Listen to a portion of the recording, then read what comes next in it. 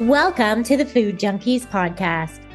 Here, we aim to bring you the experience, strength, and hope of professionals working on the front lines in the field of food addiction. Our mission is to educate you, the listener, and increase overall awareness about food addiction as a recognized disorder. Here, we discuss all things recovery, exploring the many pathways people take towards abstinence in order to achieve a health-forward lifestyle. We hope to inspire you to thrive rather than just survive. So stay positive, make a change for yourself, and share your journey with others. And hopefully the message will spread. Could ultra-processed foods be a major contributor to the current epidemic of Alzheimer's disease? Are people struggling with ultra-processed food addiction more at risk for developing Alzheimer's?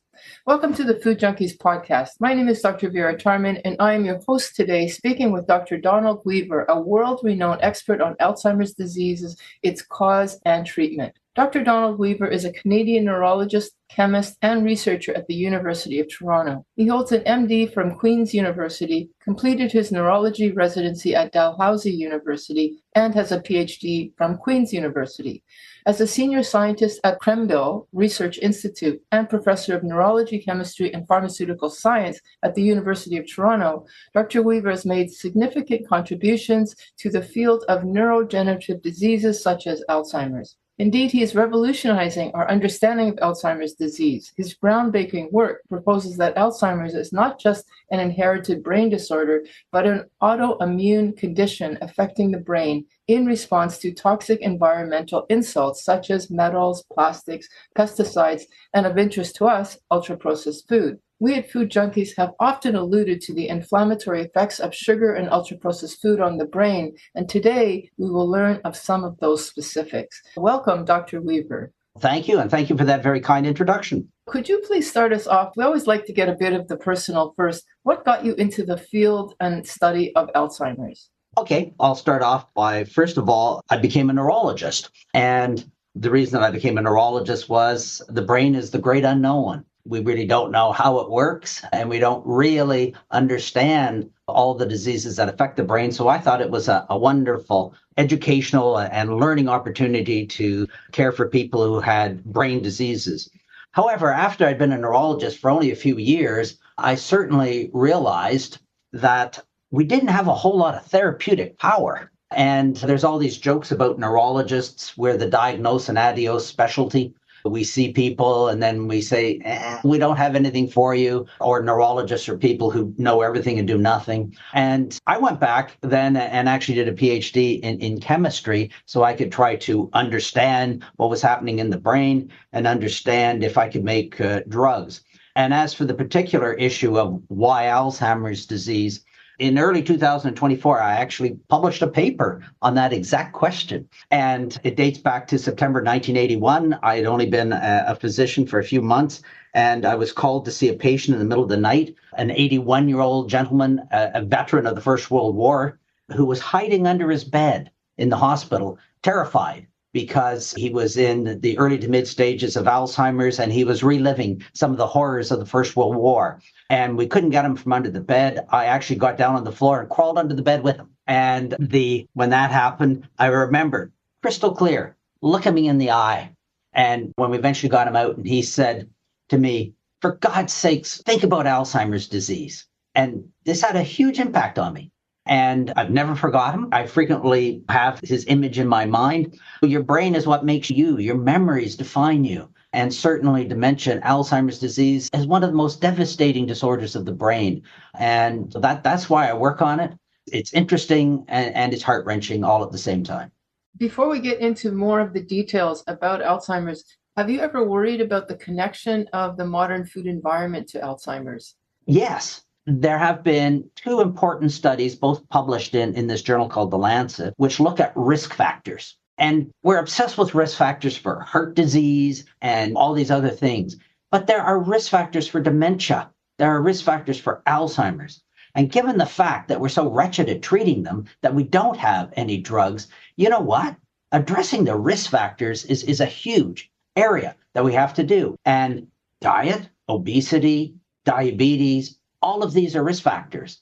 And in fact, of the various risk factors that have been identified about which we can do something, diet has been identified as the most important modifiable risk factor for Alzheimer's. And there are estimates that we could, if we actually address dietary issues correctly, might be able to reduce Alzheimer's by about 30%. So yeah, this is very important. Yeah, we're on the same page for sure. Can you just tell us what is Alzheimer's, and is there in fact an epidemic today? So I'll start off and give you the textbook answer here of what is Alzheimer's.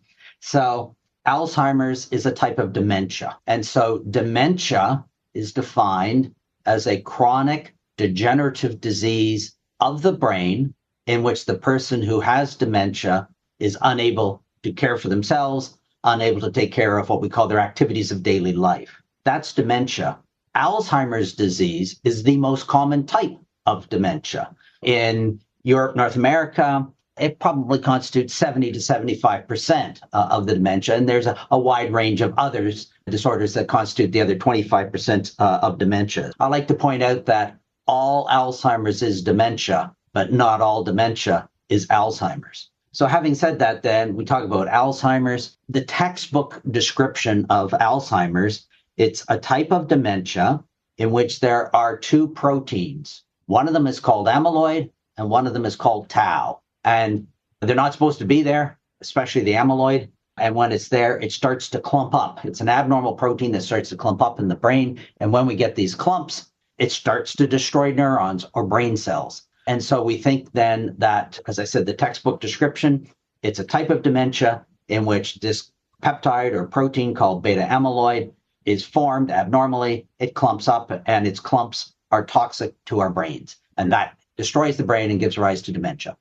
And those are the neurofibrillary tangles that people talk about? Amyloid forms what are called plaques, and tau forms what are called tangles. And so it's a disease of plaques and tangles. And when you look at a brain that has Alzheimer's disease and you look down the barrel of the microscope, plaques and tangles, and that is how you define it and diagnose it. That's the textbook description. And before we get on to your other questions, and I know you have a lot, agree with that definition that I just gave you, and we will unfold this as the conversation continues. But another point that I want to make is I don't think Alzheimer's is one disease. I think Alzheimer's is a collection of similar related diseases. And at this point in time, we just don't have the tools, don't have the knowledge to be able to differentiate them. I think it's a collection of disorders that have a lot of similar features. And inflammation of the brain is probably a contributor to many of these or all of these, but it's probably a major contributor to certain subtypes of Alzheimer's disease. Even now, we recognize that early onset Alzheimer's, so somebody say in their 50s who gets it, and late onset Alzheimer's, someone well into their 70s, they behave as two different diseases. One progresses more quickly. They have very differences. So we can't have this one word that we lump everything in. It's a complex disease. It's a very complex disease of a complex organ. And I think we're a little guilty of oversimplification. And I think we have to keep our mind open as we go forward and how we think about this disease and how we modify the risk factors. It sounds almost like as if you were trying to define cancer as one thing when it's actually... Well, I like to think of Alzheimer's and where we are in Alzheimer's as where cancer was 30 years ago. The drugs that they had for cancer 30 years ago were very toxic and didn't work that well. The drugs we have now are rather toxic and don't work that well. And they've improved their insights, they've improved their understanding, and we will too. The other comparison that I think is quite valid is the cocktail of drugs. And if you have cancer, they don't give you one drug. They frequently give you multiple drugs that work in a complementary way. I think that as Alzheimer's continues in future, hopefully we will have cocktails of approaches, cocktails of drugs that we can use. Say a little bit about prevalence. It's my impression that we're seeing it a lot more now. I think it's more than just we're seeing more older people now. So certainly in Canada, we have 750,000 people who are currently living with Alzheimer's disease. Over the course of the next 10 to 15 years or so, we're expecting about another 1.5 million people in Ontario to be diagnosed with Alzheimer's. It is certainly increasing. And yes, we're living longer, but as you point out, it seems to be more than that.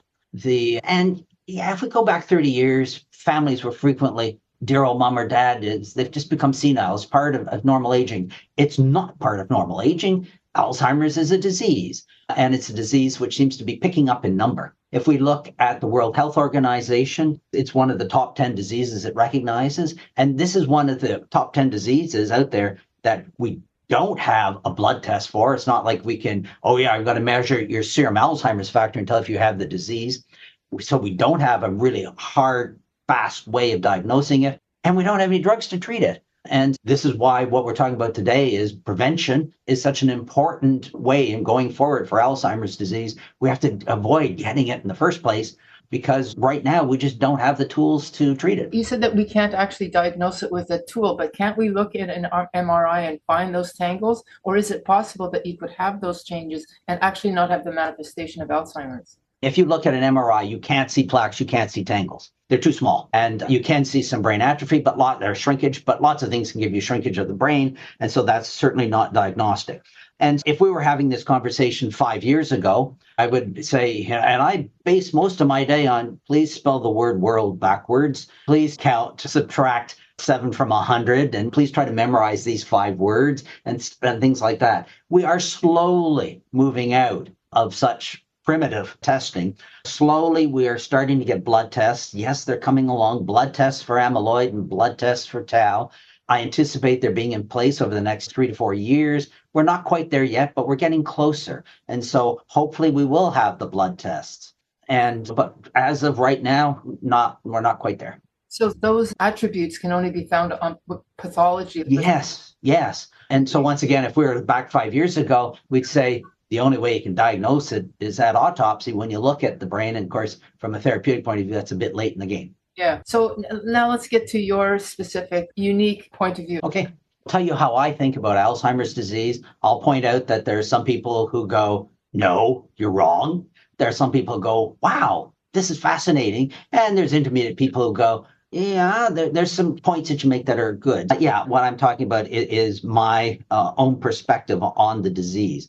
If we think about Alzheimer's disease, I think of it as a disease of the immune system within the brain. And that's different than the traditional.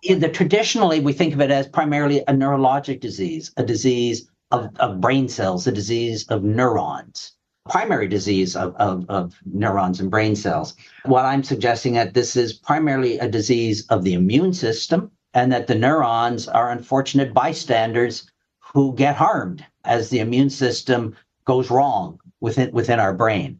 And as I mentioned, the time-honored traditional way is that there's this protein called amyloid. And historically, amyloid is bad. Amyloid isn't supposed to be in the brain. And when it's there, it clumps up and it kills brain cells. That's the traditional teaching. How I think of it is amyloid is part of your immune system. Amyloid is supposed to be there. And what is fascinating, and no one disputes this one, in fact, if you take amyloid and you put it on bacteria, it kills them. Amyloid is amazing at killing viruses. Amyloid is amazing at killing bacteria. So it is what we call an antimicrobial peptide. It is a protein or a peptide that kills bacteria, that kills viruses. You're not telling me that's not serving a function in your head, because if you get viruses or bacteria in your head, you want something there that's going to take care of them. You don't want them growing in your brain. That's bad. And amyloid is there as a bacterial killer. It's there maintaining surveillance in our brain so that if we do get a bacteria wandering through our brain, it's going to take care of it for us. Now, what we have noticed is that amyloid kills bacteria by landing on the surface of the bacteria, folding in and puncturing a hole in the bacterium. So it literally rips a hole into the bacteria and kills it. That is exactly how amyloid kills brain cells. It lands on the brain cell, it folds its way through, it rips a hole in them. And so you look and you go, it kills bacteria and it kills brain cells the exact same way. It's an autoimmune disorder. Yeah. So what we're saying here is that amyloid is in the brain. It's functioning as an antimicrobial peptide. It's functioning as something that protects us. Unfortunately, it gets confused and It sees a bacteria, it sees a neuron, a brain cell, and thinks, oh, there's a bacteria, and jumps on its surface and kills it. Oops, it's not supposed to be killing it. That's us. And so that is how we think of it. Now, this then is part of this immune system in the brain, and it's gone wrong. And since it's gone wrong, we have neurons here killed as innocent bystanders, as I said earlier. So it's not primarily a disease of brain cells. It's primarily a case of mistaken identity, where amyloid is searching for bacteria and kills neurons by mistake. But it's supposed to be there. What about tau? Tau, similar. So tau is supposed to be there as well. It serves a function. And also, I won't get in, it's a very detailed explanation, but it's a similar sort of aspect here, that tau is supposed to be here, but in this milieu in which we have viruses and bacteria, the tau gets mixed up, and it also starts, unfortunately, taking our brain cells out. And this is a nice story, and I think it's one that's worthy of continuing to understand. And it certainly brings this whole area of inflammation in, because the immune system, and so I'm saying that this is primarily a disorder of the immune system. The immune system has two parts. One's called innate, one's called adaptive. So these are the two main parts of the immune system. And the innate immune system, it's the primitive one. It's been around forever. And it's in bacteria, it's in slime molds, it's in very low life forms. And is that like saying genetics? It's the genetics? Yeah. And so if I were to say, cut my hand and get either a virus or bacteria or something into the wound, the first thing that happens is my innate immune system kicks into gear, and it sends these peptides like beta amyloid, like antimicrobial peptides, to kill them, to take care of them. So it's our first line of defense. And it's there, it's working away for 2-3 days and doing the initial fight. And then after that, the adaptive immune system, which is our prolonged immunity, it finally grumbles onto the scene after 3-4 days, and it has antibodies, it has other things, and it starts to bring the full long-term weight of our immune system to help solve the problem. And so innate immune system is rapid, it's fast, it's at the beginning. Adaptive immune is slow, it's remembered, it's longer term. Is that where vaccines would fit in potentially? Exactly. So vaccines are part of your adaptive immune system. You trigger your immune system to form antibodies, and they are there to protect you.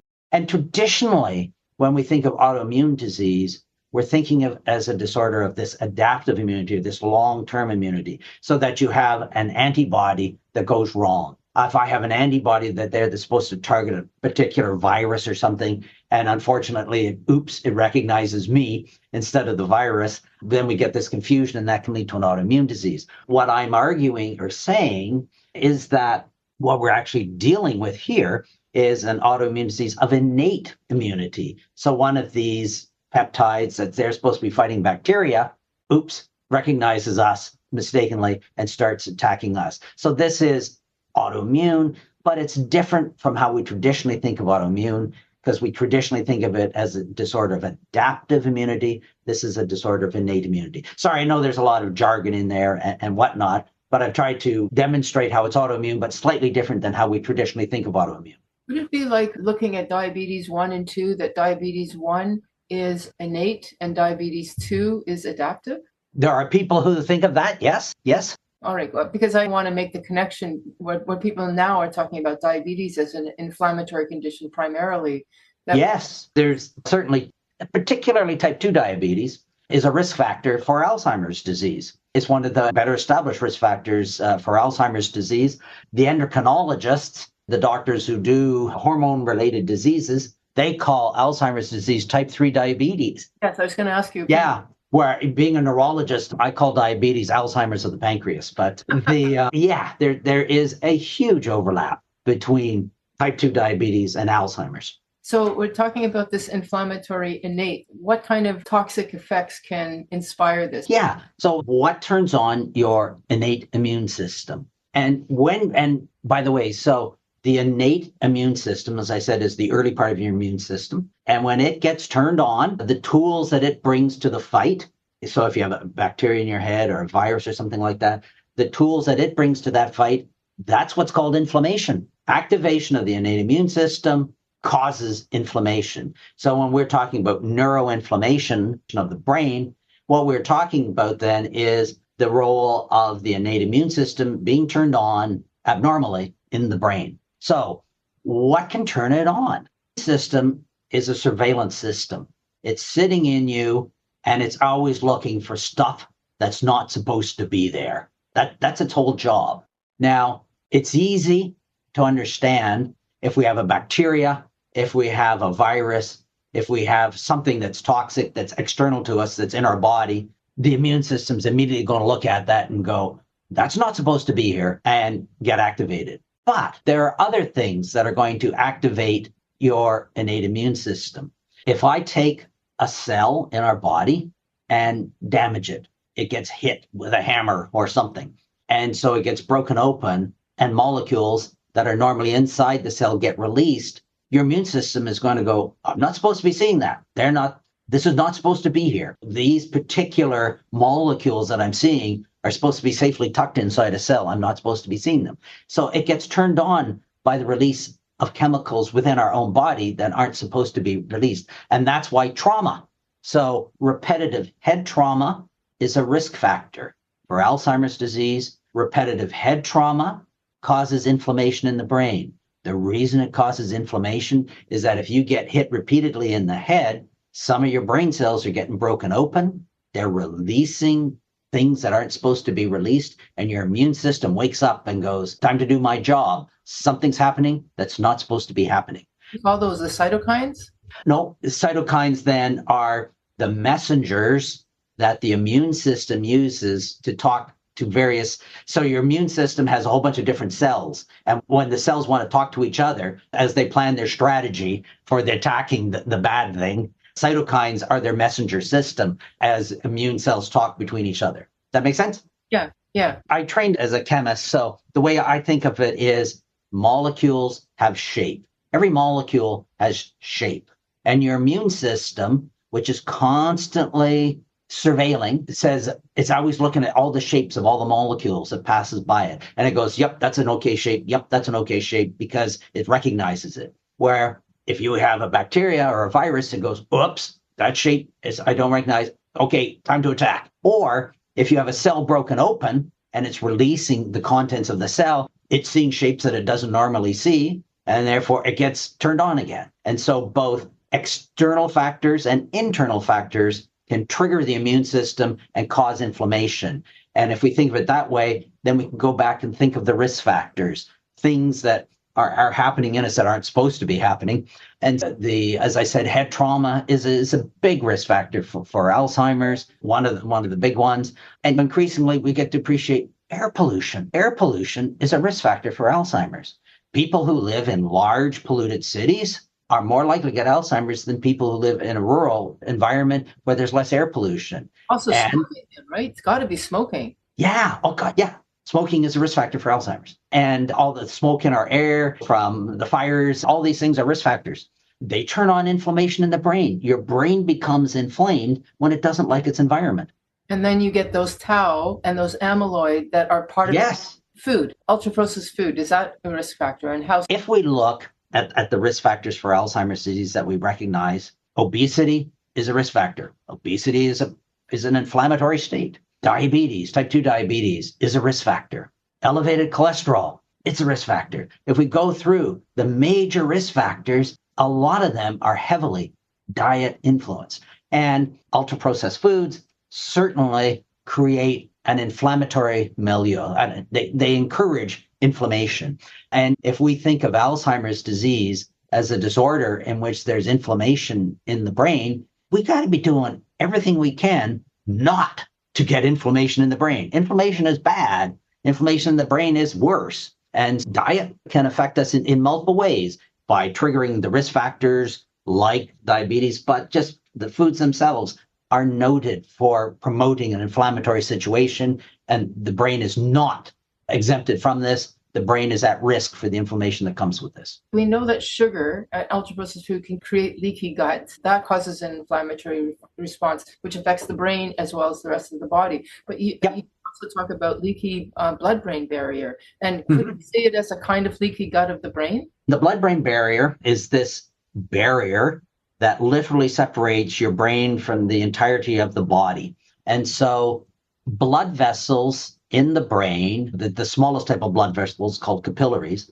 are structurally and fundamentally different in the brain than they are anywhere else in the body. They have a different structure in the brain, and they constitute this thing called the blood-brain barrier, so that chemicals normally that are circulating in your blood can't make it into your brain because the brain is protected by this thing called the blood-brain barrier. Now, if we make it leaky, then more things that are wandering in our bloodstream can get access to our brain, and that's more likely to be one of these abnormal shapes, one of these things that's going to trigger inflammation. So maintaining the structural integrity, the health of your blood-brain barrier, it's part of your immune system. It's part of what protects our brain. And so certainly anything that is going to influence the structural abilities of our blood-brain barrier is important. And foodstuffs which are circulating within our bloodstream have the ability to influence the health of our blood-brain barrier. Does sugar, I'm talking about refined or extra sugar. I'm not just talking about carbohydrates in general. Yeah. But excess sugar, does that have a specific damaging effect on the blood-brain barrier or just the inflammatory response in the brain? That's a good question. I actually don't know the specific answer to that one. I know it's an indirect through diabetes, but a direct is what I'm asking. Yeah, I know, because I was going to fall back to the diabetes to get out of that. And does it have a direct toxic effect? I don't know that.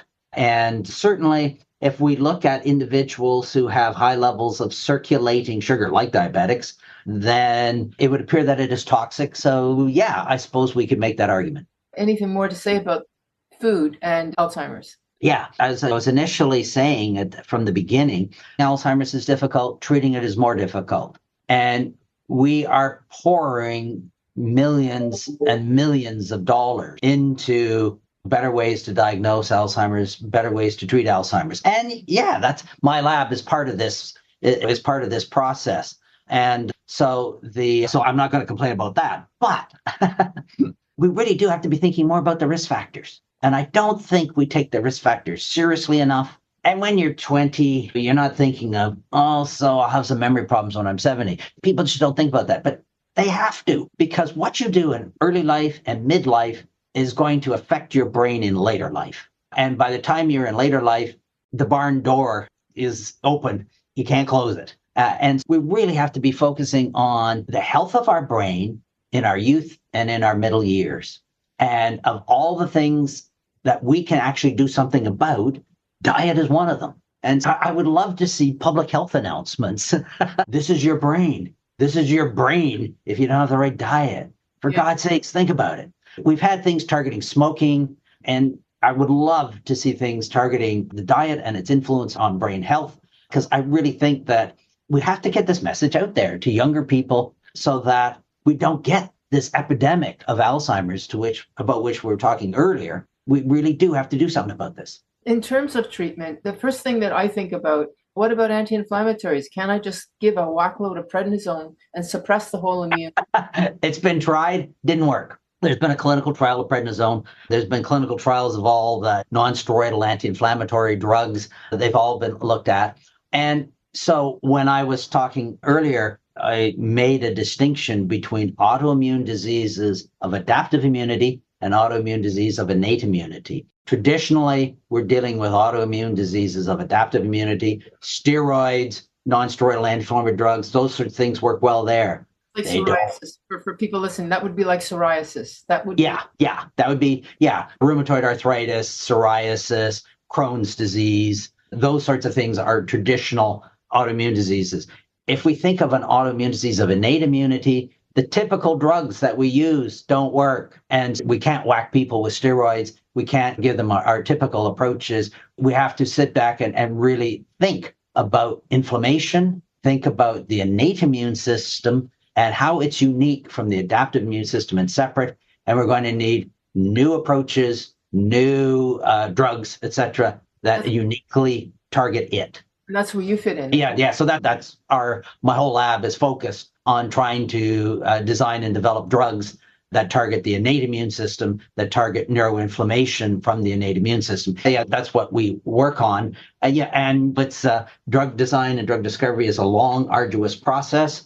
And so there's been some excitement in the Alzheimer's space over the last couple of years with new things being introduced and suggested, but we still don't have the cure. And even if we do, you don't want to get Alzheimer's. So it doesn't matter if you get Alzheimer's, they got a drug for it. Because by the time you're diagnosed, you've already lost some brain cells. You've already lost some of the things that make you you. So not getting it in the first place is still the best approach, which is why we get back to the risk factors, which is why we get back to diet and other. Don't hit your head.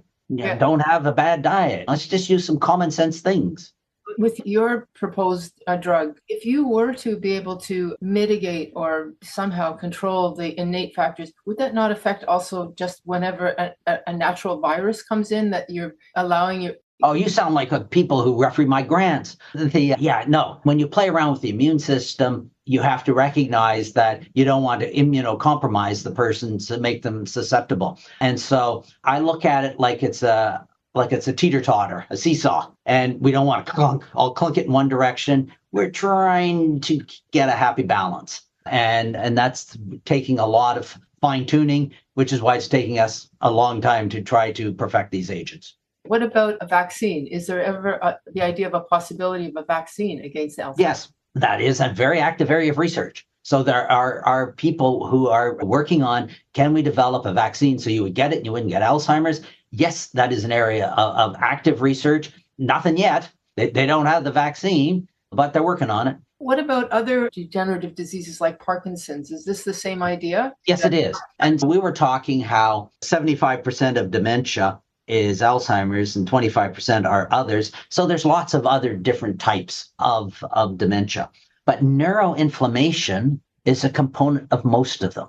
Neuroinflammation is a component of Parkinson's disease, which is not primarily a dementia, it's primarily a movement disorder, but some people do have cognitive impairment with Parkinson's disease. And there's all these other fancy types of dementia, which have technical names like progressive supranuclear palsy and frontotemporal dementia, and these other ones which constitute the other 25%. But neuroinflammation plays a component of those, and therefore, by extrapolation, diet probably plays a role in those as well. Do you think that if a person were in the beginning stage, we're always talking about we got to find Alzheimer's first so we can do something about it, even though we have nothing we can do. But if a person recognizes, okay, something's happening, is it too late then if they stop their sugar or their ultra-processed food that's causing the inflammatory response, that it might retard it, slow it down, or maybe even regress? Excellent question. I don't 100% know the answer, because let's face it, it hasn't been that well studied in many aspects. But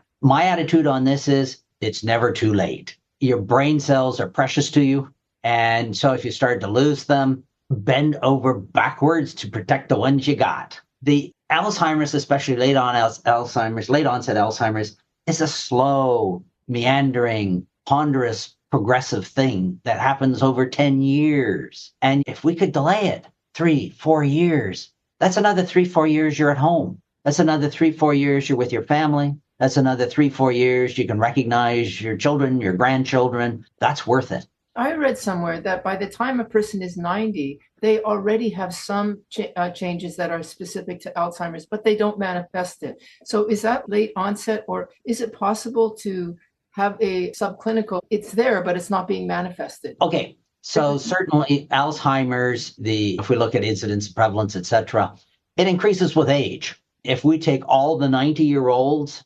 40% of them have Alzheimer's. Just by the time you're 90, 40% of the population of 90-year-olds has Alzheimer's. And that goes up as you get older and older. Now, there are people who are 90 who are quite sharp cognitively who don't have any Alzheimer's. And so once again, I want to emphasize it's not a disorder of aging. It's not a natural part of the aging. It is a disease. It's just a disease which tends to be more common with aging.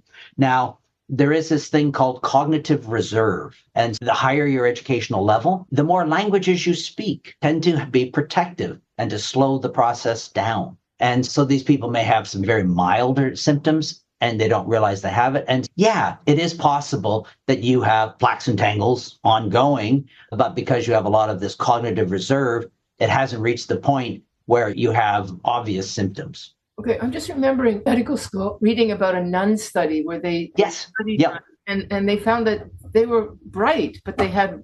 Yeah, so the nun study is famous. And there's aspect of the nun study where, before they entered the convent and studied to become nuns, they wrote essays and they had them all on file. And they could go back and look at the sophistication of the language. What was the breadth of their vocabulary? How sophisticated was their grammar? And they could correlate that with people 60 years later getting Alzheimer's. It's a fascinating study. Okay, but we're talking correlation. So it could be that those were the people that didn't eat badly and didn't expose themselves. Yes, it's hard to know. Yeah. Do you have any comments on the new advent of the GLP-1s and their effect on the brain and how that might have an impact? Certainly. So GLP-1, glucagon-like peptide, and the big player here is semaglutide, or everyone recognizes the name Ozempic. And they are certainly revolutionizing how we think medically about type 2 diabetes and about obesity. And certainly diabetes and obesity are risk factors. And initially it would seem reasonable that this class of drugs, these GLP-1 receptor agonists, as they're called, might have a role to play. And there is a study coming out, and probably, I think it's actually today, coming out, which looks at many thousand people who were on these agents and demonstrate that fewer of them went on to get Alzheimer's. Oh, really? Yeah. There's been multiple studies. There's a Scandinavian study. There's a variety of studies out there which have demonstrated that in people with type 2 diabetes who were on these drugs or these agents, that they seem to have a 30 to 40% protective against them going on to develop Alzheimer's. The work to date has focused on people who have diabetes, which is a risk factor, and you're treating them with these agents, and therefore they're not going on to get Alzheimer's. But the bigger question is, what about people who don't have diabetes? Yeah. Could we use them? Yeah. The answer's not in on those. There are a couple of huge studies ongoing that address whether or not these agents could also be used as a preventative. If the person already has Alzheimer's with lots of symptoms, the likelihood it's going to reverse that situation is not high. But what about a person who has what we call MCI, mild cognitive impairment, who's early in the process, pre-Alzheimer's? If we give these people these agents, are we going to prevent them from progressing? Theory, there's a case to be made for it. Just the study hasn't been done. It is being done as we speak. And so we look forward to hearing about this. But certainly, if we look at animal models of Alzheimer's disease, so if you take animal models in which there is Alzheimer's and you treat them with these agents, they have lower neuroinflammation. That the things that we look at in the brain that we recognize as neuroinflammation are reduced on GLP-1 class drugs. And so this is exciting. So this could be our proverbial vaccine. So this could be something that is very useful. I don't want to jump on the bandwagon, and there is a bit of a bandwagon around these agents, but what I'm saying is that there's a lot of justification for looking at them seriously and for considering them. Do you think that they may have? I'm just postulating. Yeah. So if I postulate, once again, I'm not saying this is the case. They may indeed work against neuroinflammation. They may indeed have some protective value. They may indeed have some anti-inflammatory effect. Yes. Wow, that's a possibility. And as I said, studying it is very well justified, and we are waiting to see if that is going to unfold. Okay. I want to go back a little bit about the concept of inflammation in the brain. Is it possible that something like the nucleus accumbens, which is so crucial to the addictive component of food, can that be inflamed? Can that be somehow impacted? So certainly if you look at pathology, animal pathology for animal models or human pathology in individuals who, for whatever reason, were in a car accident or something and died early in the course of Alzheimer's, these areas have inflammation in them. So as you mentioned, the nucleus accumbens, part of the brain, it's at the bottom of the front of the brain. It has inflammation in it early on in the course of Alzheimer's disease. And this is the part of the brain where motivation and activation get coupled. And so, I think that understanding these particular substructures in the brain. Where does inflammation occur in the brain? I don't want to say the brain is inflamed and with a sweep. The brain is complicated. It's got so many different parts and regions, and every part and region does not get inflammation the same way. Yeah. Some areas are more inflamed than others. And as we get better and better at understanding this and doing this, then hopefully we'll be able to target the drugs to those particular brain regions.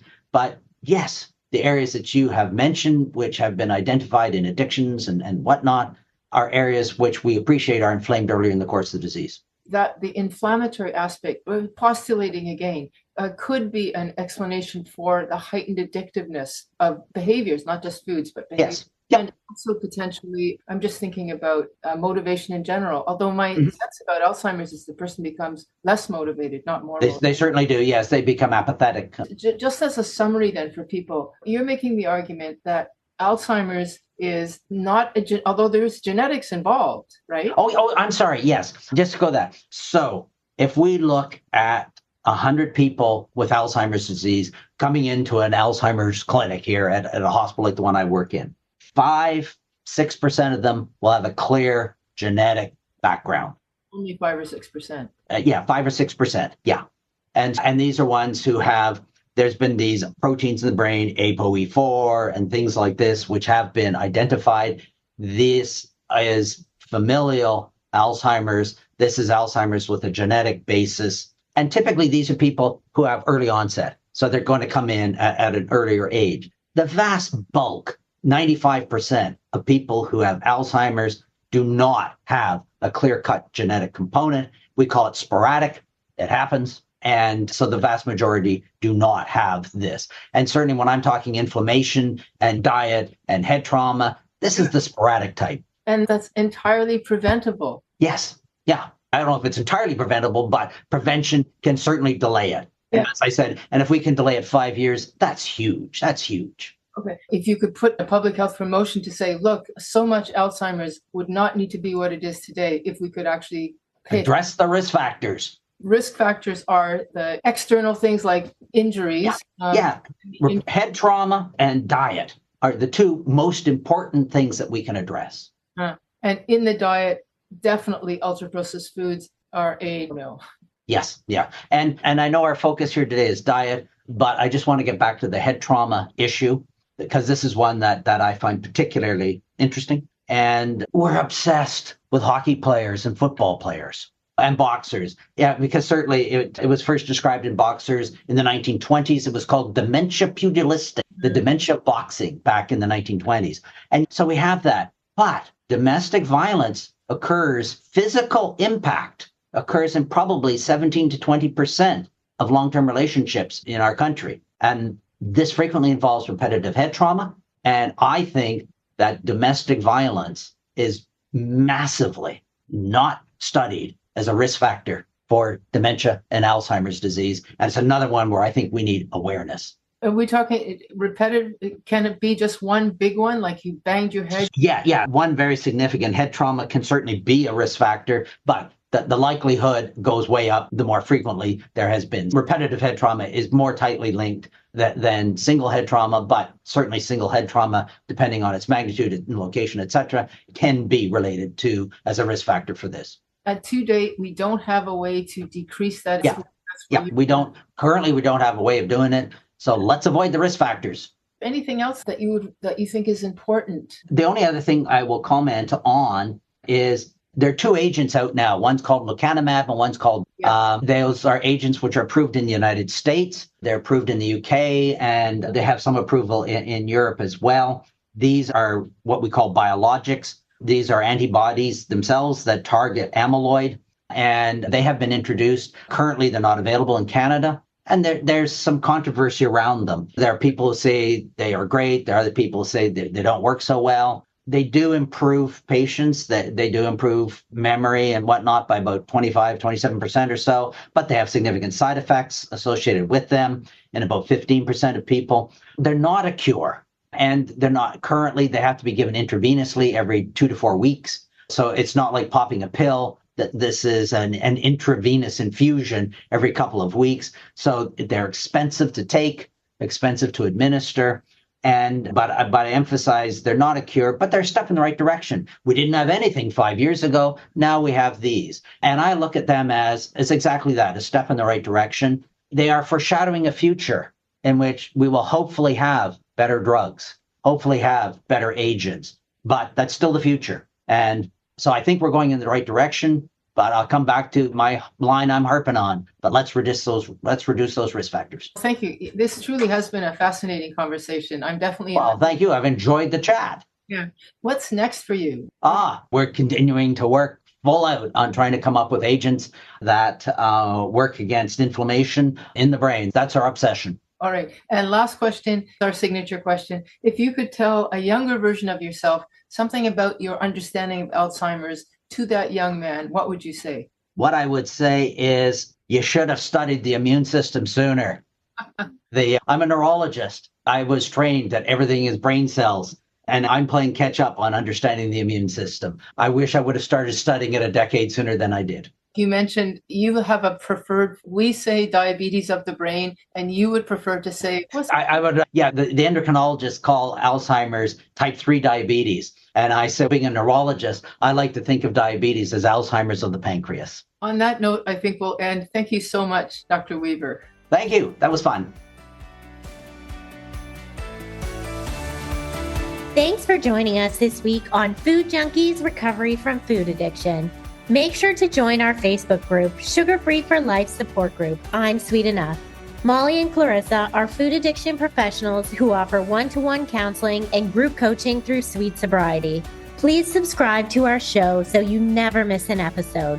While you're at it, if you found value in today's episode, we'd appreciate you leaving us a review on your favorite platform. Your feedback helps grow our show and allows us to reach others who need to hear this message of recovery. Don't forget to pick up a copy of Dr. Tarman's book, Food Junkies. And as Vera always says, the power is ours.